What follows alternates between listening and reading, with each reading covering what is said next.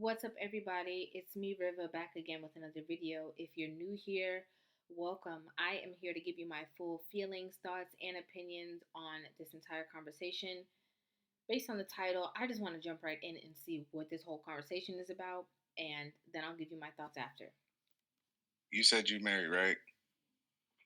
Chaotic. Do Yeah, you do you cheat? yeah, Do you cheat? absolutely not. Absolutely not. Believe it or not, no. I, you want me to expound upon that? Sure. Okay. I don't cheat because I'm very faithful and I'm very honorable. And I believe, first of all, I came from a nuclear family, so I understand the dynamics of maintaining a certain level of order. And I chose a woman who I felt was special enough for me to rid my way. All men are capable of cheating, all men are polygamous. But when I met my wife, she was everything that I wanted. She was tall, dark, she looked Sudanese. And this is what I wanted. And on top of that, she was domestic. There's nothing like cooking and cleaning and shutting the fuck up. And what I'm saying is that it makes me not want to have any infidelities and cheating, for example. It makes me want to maintain that order. It makes me want to refine my animalistic urges. So long story short, you saying that she's the person that determines whether you cheat or not. Oh, absolutely. Absolutely. It's up to the woman. It's a woman's job constantly to keep you from acting upon your animalistic drive to have sex with multiple women. It's the truth. It's the truth. So I just want to stop right here really quick and say, might be a little shocking, but I agree with what he's saying. And I let me break that down.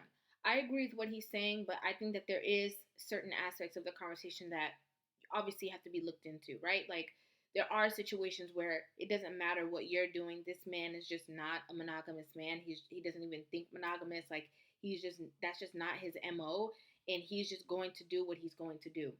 But I do think on the other side of that coin, there is a lot of responsibility when it comes to maintaining a relationship that as a woman you can fall short on. You can do things whether you know or don't know, um, like knowingly, unknowingly, whatever the case is, and put your man in a position where it changes or alters the way that he thinks or feels about you. It doesn't mean that every man is going to act on impulse and just cheat because you're nagging, you're annoying, or you're disrespectful. But there are parts that you have to play in the relationship that can cause sort of like a domino effect to how the relationship runs after that, right? Because if you're acting like you don't care and you're just doing whatever it is that you feel like, and it makes you feel comfortable to disrespect him, to disregard him, to do all of these things, there's always going to be some kind of like repercussions for your actions. So I agree with what he said. Well, I disagree 100%. I Absolutely. think a lot of it is just that, in a general sense, I think a lot of it is that guys put themselves in a position of where they have to reject temptation on a regular basis, and that's really what it is. It comes down to if you have to make an effort to cheat, because most times I would assume that guys that get into situations in which they wind up cheating, it's not something that they was looking to do, it's something that wind up happening. You know what I'm saying? A lot of times guys can cheat and not even remember the chick name and don't even, just keep it moving and not even trip off of that. They don't get emotionally connected unless they continue to rock with the chick for an extended period of time and they get to know her. Then she becomes a side chick, and that's a whole nother conversation. But the point is that when you don't put yourself in a position to have to reject temptation, you can't tempt me with something that I'm not interested in. You can't tempt me with something that's not always visible in my face. You know what I'm saying? And I don't think that most guys have that discipline to be able to reject temptation, to put themselves in that same room and then walk away with it without at some point at least entertaining the possibility of. There's no woman. I'm too strong of a man. I'm too much of a king in my own household. I'm a king of my own dick. I'm a king of my own life. There's no woman, not ever. I don't care what the circumstance. I don't care what it is that can ever push me to do anything other than what it is that I want to do. And that's why I'm the leader of my household, because I determine the ebbs and flows. I could never say that Rita or anybody else in my life, my mom, I don't care who it is, no woman can determine what I'm going to do on a day in and day out basis. And I think that's safe to say. I think it's safe to say that, in regards to what Anton is saying, would you maybe feel different if you weren't in a relationship with someone like Rita, right? Who is good at communication with you, like respectful of you, honors you, like a lot of other people who go out, I don't think that they're in a space where they have to resist temptation. I think that they go out knowingly, knowing what they're about to do. Like, you hurt my feelings, now I'm going to go hurt yours. Or you hurt me, and this is how and a lot of times that's how men regain their power back, right? They're not going to physically harm you. They're not going to do all these things. They're not going to argue with you and call you names like you're calling them names, but they are going to seek solace elsewhere. So I don't even think it's that they're trying to not resist temptation and then it happens. Of course, that happens sometimes. I think it's more of just a situation like, yeah, like you pushed me to this point, and this is what's going to be. Not one woman on this earth. That's impossible. And so, me as the leader of my household, because first, if you want to, the state of the community is the men, not the women.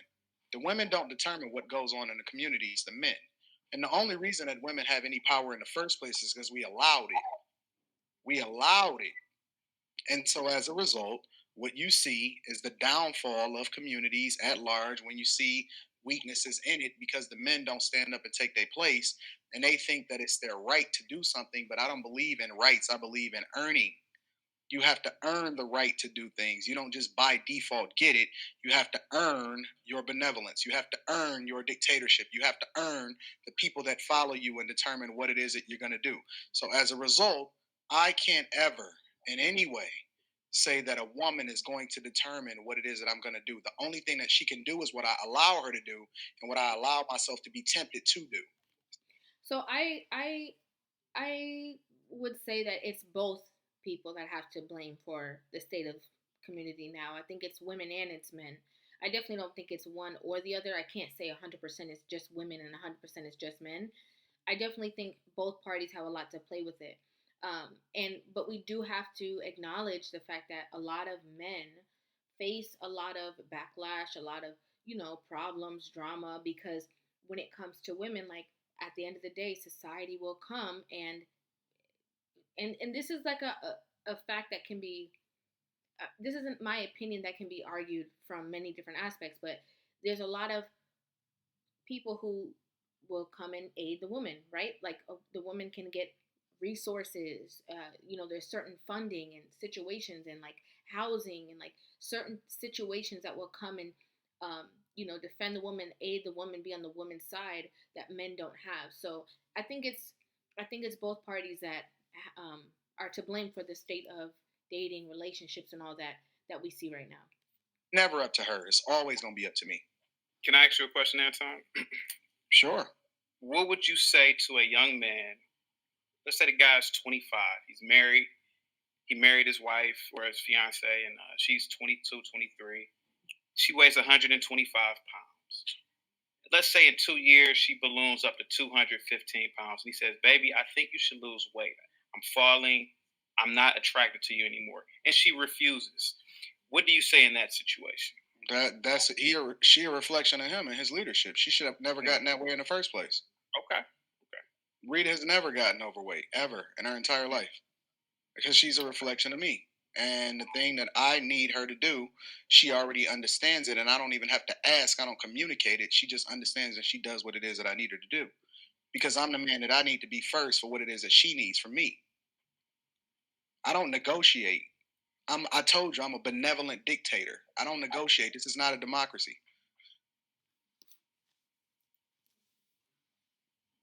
Silence. Texting. I think that aligned with my state. I understand what Anton's saying for sure. Like, in that aspect, there's not even any a man who's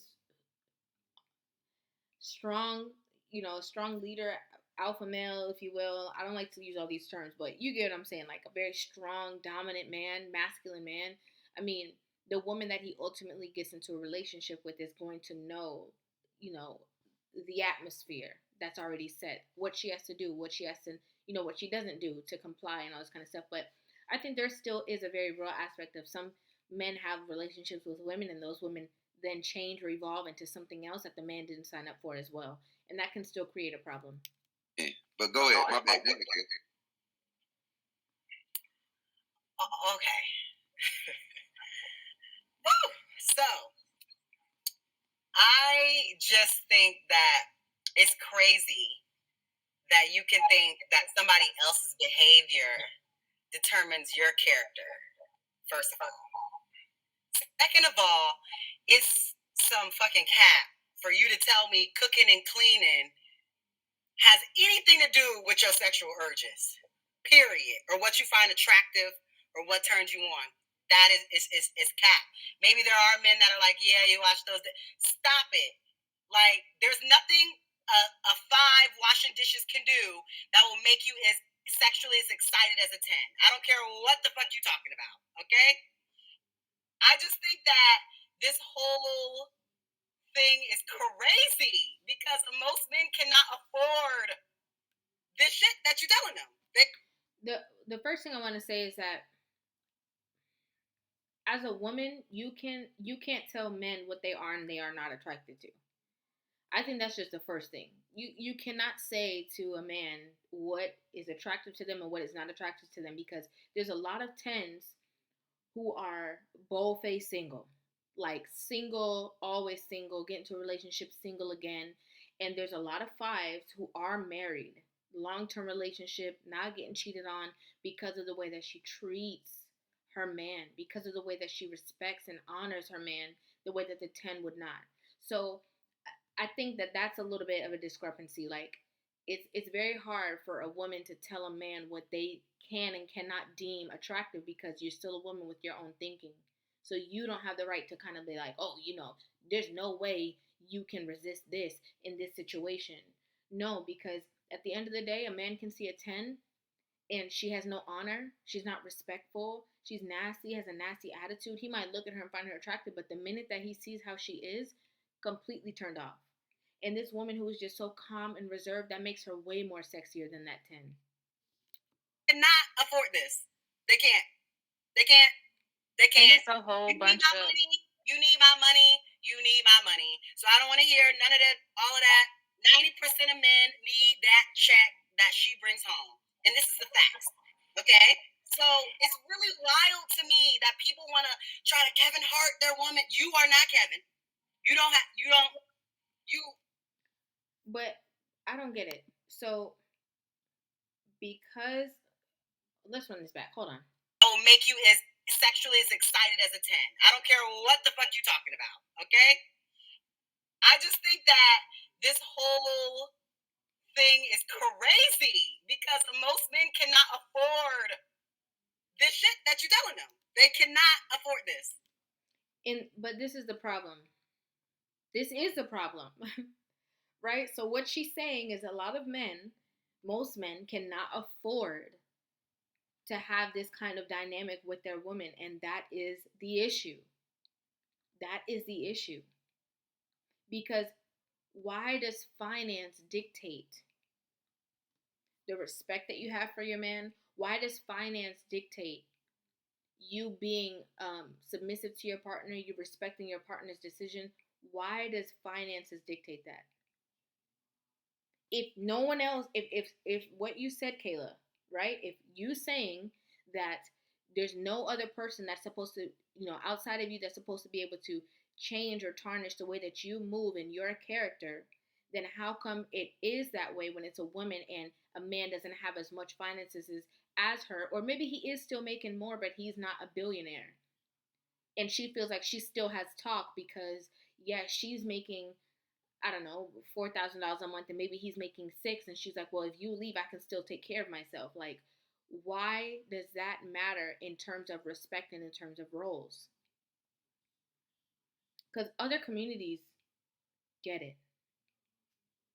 We still have some strays in some other communities that be tripping, but I'm saying more times than not, like, it's very standard that the women respect their men and respect their roles in relationships. Why is it that it's this big conversation of like, oh, you can't afford submission, you can't afford basically honor or respect from me because you can't sit me down and provide this elaborate lifestyle for me.